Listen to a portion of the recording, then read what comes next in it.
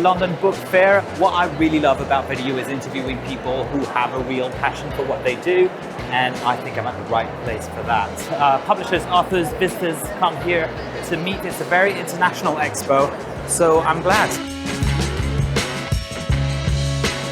Hi, I'm Benjamin, and this is actually our book Rune. And the special thing about the book is it's not only a great novel, but it has magical special ink. Let me show you how it works.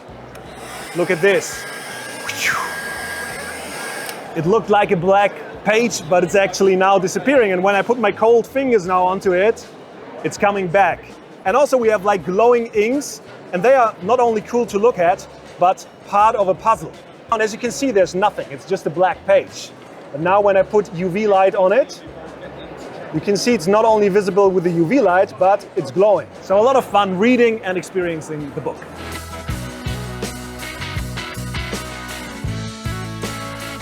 My name is Kirk Field. I'm also known as the Raving Reporter. I'm here to talk about Raving World 2, Planes, Trains and Amphetamines, to basically talk about all things clubbing travel related. When I take 400 clubbers across the North Sea and there's a storm. And so they put us on the Eurostar. And so we have 800 people on the Eurostar going across on the coaches. The coaches were only supposed to be travelling for 80 minutes from London to Harwich. Instead, they were on the coaches for 8 hours. So you can imagine the state of the coaches. So to cut a long story short, I got a phone call on falling asleep in Amsterdam from the guy that owned the coach company saying, "Your animals have trashed my coaches. I've just told them to drive off and leave you there." I thought, there's no way that a coach company is going to drive off and leave me with 800 people in Amsterdam. And sure enough, that's exactly what he did. So I had to find out how to get 800 people back on a Saturday morning. I had 24 hours to do it, to get 800 people back to the UK without any kind of credit in the bank or without any kind of knowledge of coach companies in Amsterdam. And of course, it was a day off. This is the kind of stuff that goes on.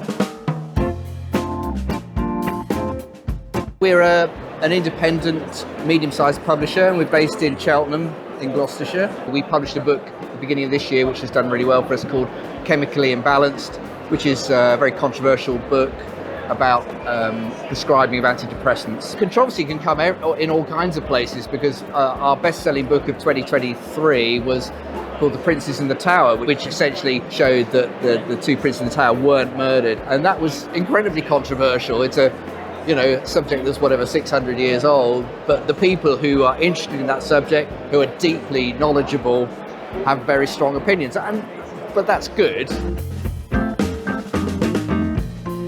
I'm Gemma, and I'm working for Future Publishing based in the UK. A lot of our stuff is trend-led, like K-pop titles we got on stand there, and the pop star sort of titles. That's a reaction to the industry and what's growing and selling. History was always a big seller for us. Alternative history, the What If title, that's a very popular title, looking at history from a different angle. This fair for us is particularly, for me personally, it's very important in terms of who we work with. Because we're a small association, and we're based in Washington, D.C., we really rely on a network of partners to help us to promote our titles, to sell our titles all over the world. And this fair provides the opportunity to meet many of them, if not all of them actually, because it's so well attended.